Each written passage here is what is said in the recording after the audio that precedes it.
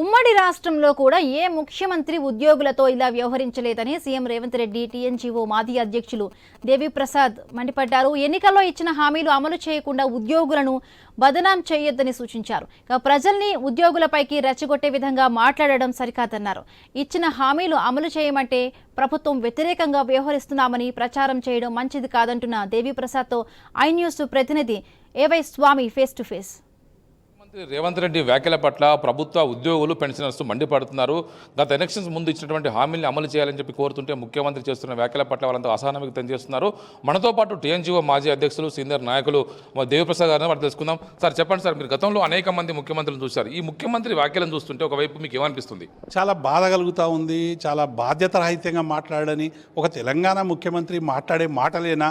తెలంగాణలో ఉన్నందుకు ఒక రకంగా చాలా బాధ అనిపిస్తూ ఉంది. ఎందుకంటే మా ముఖ్యమంత్రి ఇటువంటి మాటలు మాట్లాడము. ఎందుకంటే ఒక 30 ఏళ్ళుగా 10 మంది ముఖ్యమంత్రులతో స్వయంగా అనేక సందర్భాల్లో డెలిబరేషన్లో గంటలు ఆ ముఖ్యమంత్రులతో మాట్లాడినాం. ముఖ్యమంత్రులు ఉద్యోగులకు వ్యతిరేకంగా ఉండొచ్చు, తెలంగాణకు వ్యతిరేకంగా ఉండొచ్చు. చంద్రబాబు నాయుడు ఒక అరగంట నేను పోయేస్తాను, మా దగ్గర పర్మిషన్ తీసుకొని ఇంకొక దగ్గరికి పోయి 18 గంటలు చర్చించడం. చంద్రబాబు నాయుడు తీవ్రమైనటువంటి వ్యతిరేకత ఉంటే ఉద్యోగులకు, కానీ ఎన్నడూ ఉద్యోగ సంఘాలని ఇట్లా ప్రస్ఫుటంగా మాట్లాడినటువంటి సందర్భాలు లేవు. కాబట్టి ఉద్యోగుల చరిత్ర తెలియనటువంటి ముఖ్యమంత్రి రేవంత్ రెడ్డి బోనస్ ఉద్యోగులకు వస్తుంది. ఆ స్వామి గారు, మీరు ఒక సీనియర్ జర్నలిస్టు, అనేక ఉద్యమాలు చూసినటువంటి వాళ్ళు, ఉద్యోగులు బోనస్ అడుగుతున్నంటారు. మేము బోనస్ అడుగుతామా? మాకేమైనా సిగ్గుండాలే బోనస్ అడిగేందుకు? మేము అడిగేది మా వేతనాలు కావాలి, మా బిల్స్ పెండింగ్ ఉన్నాయి, ఈమని అడిగినాం. కాబట్టి ఇవాళ బోనస్ అడుగుతున్నారని చెప్పి ఒక తప్పుడు, సమరం చేస్తున్నారని ఒక తప్పుడు వార్త. ఉద్యోగులు అందరు కలిసి 205 సంఘాలు కలిసి వినతి పత్రం ఇచ్చి 9 నాడు ఒక దగ్గర కూర్చుంటాం, ధర్నా చేస్తామని చెప్పారు.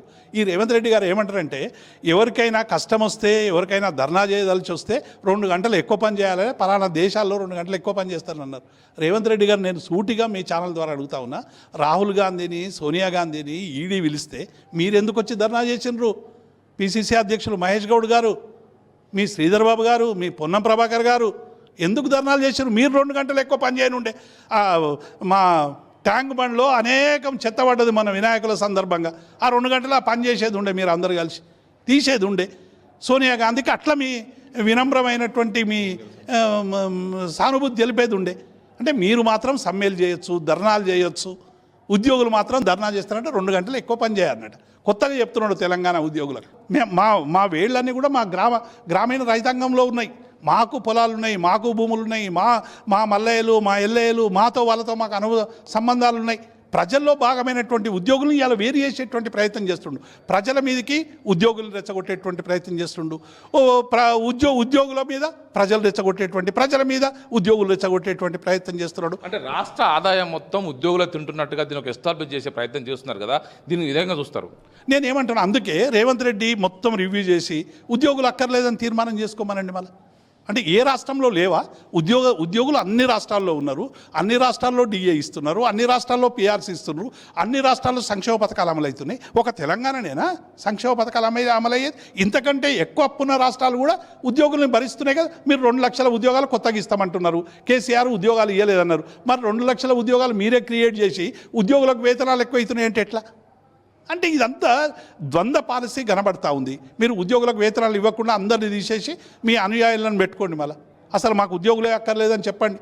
మీకు ఒక ఐఏఎస్ అధికారులు మీరు ఉంటేనే సరిపోతుంది అనుకుంటే చేసుకోండి. మరి అంటే ఈ ఉద్యోగులందరినీ తీసేసే కుట్రలో భాగంగా పిచ్చి కుక్క పిచ్చిది అని చెప్పి ఆఖరి కాల్చి చంపినట్టు ఇవాళ ఉద్యోగులందరి మీద ఆర్థిక భారం పెరుగుతుంది అని చెప్పి రేపు ఉద్యోగులను ఏమైనా తీసేసేటువంటి ఒక కుట్ర జరుగుతున్నదేమైనా ఆలోచన మాకు కూడా వస్తూ ఉంది.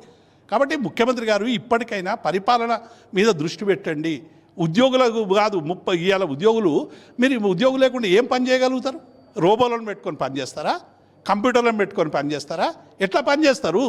చూస్తున్నాం. ఖచ్చితంగా ఈ ముఖ్యమంత్రి ఎలక్షన్స్ ముందు ఇలాంటి ద్వంద్వ మాటలు మాట్లాడుంటే ప్రజలు సరైన బుద్ధి చెప్పేవారు. కానీ ఇప్పుడు ఉద్యోగులను ఒకవైపు అబాసుల పాలు చేయడం కోసం, ఉద్యోగులపైన నిపన్నెట్టి తప్పించుకోవడం కోసం ముఖ్యమంత్రి రేవంత్ రెడ్డి ప్రయత్నం చేస్తున్నారని చెప్పేసి దేవిప్రసాద్ అంటున్నారు. కెమెరామెన్ నవీన్తో AY Swamy, I News, Hyderabad.